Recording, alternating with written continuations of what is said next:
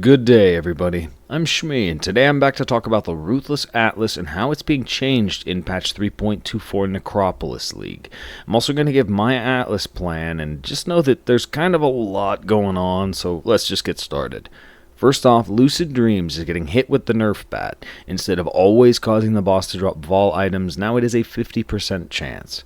Second is that Vivid Memories is getting buffed, but there's an issue with the PoE planner screenshot. I think all that happened is the original patch notes buffed it to 0.6%. Now it's been buffed up again to plus 1% in the newest patch notes. So the screenshot from PoE Planner's Atlas, it's just out of date, that's all. Next up is a bunch of revised passives on the Atlas. Conquered Conquerors at the top right is getting a slight buff. It used to be 30%, now it's 35%. Expect the Unexpected in the lower center, instead of giving quality for Kirok missions, now gives general increased map rarity. I prefer my maps to be normal quality, and I just don't think it's particularly good. Scent of Blood for Beyond on the left. It's technically the same overall, but it's being nerfed so that it takes 2 additional Atlas points to get the same thing. Deadly Prey is being changed, and honestly I have so little experience with Einhar that I have no idea what to make of it. Crystal Resonance top center will duplicate a random essence, but you already have to have essences in the map, and it duplicates the essence by juicing up the map boss. So I guess if you really love essence, then sure, but otherwise you should probably pass. There's also a bundle of nerfs to all of the Atlas passives that skew the chance to get a specific encounter. I'm using Fungal Bloom here for Blight as an example, and that nerf is actually worse than it looks because of the note at the bottom. Previously, when you encountered a League mechanic, you had a 1 in 11 chance for either one of the 10 League mechanics or a random master encounter. Now it's 1 in 14. I'm honestly not really sure what to make of the change. It's kind of a Scarab League, so I don't really know why they'd make this change now, or what impact, if any, it's going to have on game feel. Just know that these Atlas passives did get a pretty significant nerf in 3.24. And with the change to the Masters, each Master is getting their own new cluster, with a notable that they all seem pretty great. We don't know exactly what these things are going to do or what they're going to be, so we can't really judge until we've had some playtime. But typically when GGG does this, they add something that it's either incredibly mediocre or it's so overpowered it has to get patched within a couple of days. We're not really going to know which until we get to test the mechanic. From here it gets pretty ugly. We're getting several new clusters related to scarabs and map modifiers, and there are a lot. Feel free to pause right now if you want to look at all of them, but there are a few in particular that I want to highlight. The Scarab notable Significant Troves is a huge sleeper. Most players just think of the map boss when they see unique monsters, but remember that this also applies to rogue exiles and betrayal executions, and any boss from Blight, or Delirium, or Breach, or an Abyss Spire, or there's a lot of unique monsters in PoE, and Significant Troves should be very significant. Invasive Adversaries in green just might be absolutely broken. Or it could be awful. Honestly, I'm not really sure what it means exactly to get, quote, difficult and rewarding monsters. When GGG adds something like that, kind of like with the master things, it's usually so busted that it has to get patched. So it may be that. It also could just be magic and rare monsters, because technically they are more challenging and more rewarding. That would be awful. It's going to require testing. And also, both of those Scarab specialty notables on the right, those are going to be really good for Ruthless players. We're generally rarity starved, so now being able to manually bump the unique item drop rate, that's going to be great. And the exact same thing goes for being map starved. Getting more of either of those 2 Scarabs should be very valuable, so as a Ruthless player, you should probably consider using at least one of the 2. GGG is also doing something they've never done before. They're adding passives to the Necropolis Atlas tree for the Necropolis League mechanic, and there's 4 clusters. The bottom left changes what modifiers you get to choose on the Necropolis spirits. The bottom right gives you more corpses for crafting and a buff when you collect.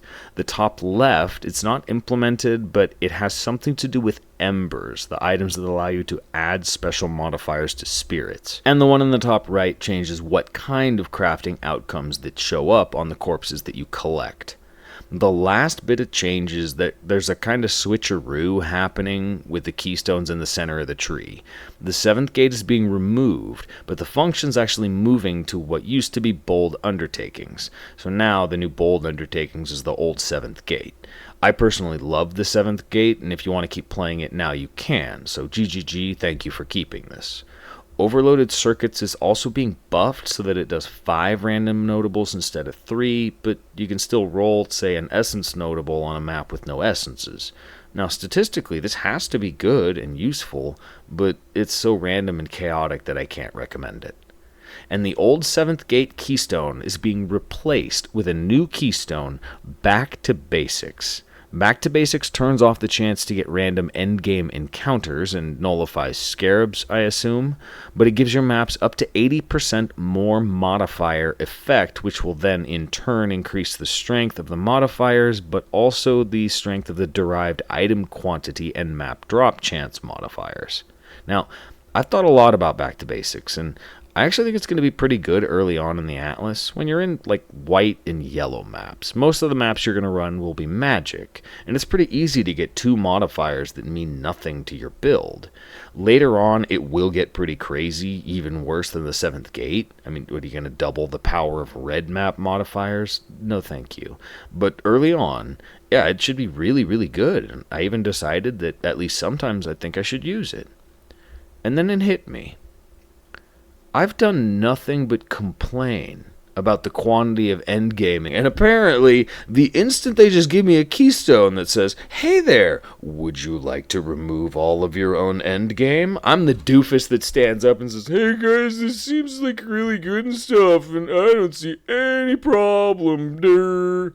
So I just don't know what the hell is wrong with me, but in my defense, that early on, I'm not really interested in running any of the endgame mechanics. I just want to check maps off my Atlas progress.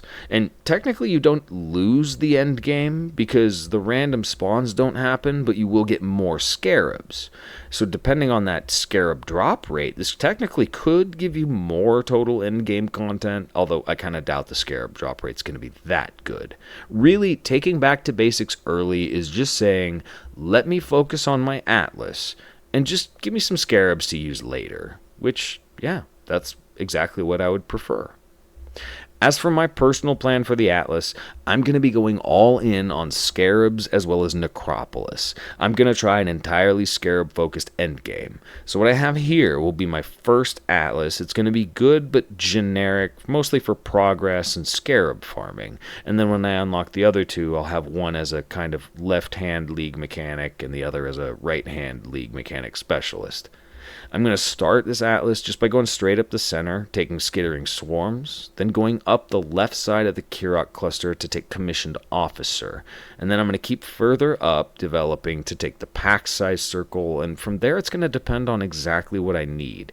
Most likely, I'm going to develop the Scarab clusters after the pack size circle, then the Kirok and Necropolis clusters, and then the Strongbox and Shrine clusters last. Remember that all of this is just a tentative plan, and I may have to adjust on the fly, but man, I'm really excited for Necropolis League. The more I think of an in-depth, targeted, geometry puzzle-based item crafting league, the more excited I get for it. So I'll catch all of you tomorrow in Ruthless Chat. Thank you all for watching, and until next time, take care, Exiles.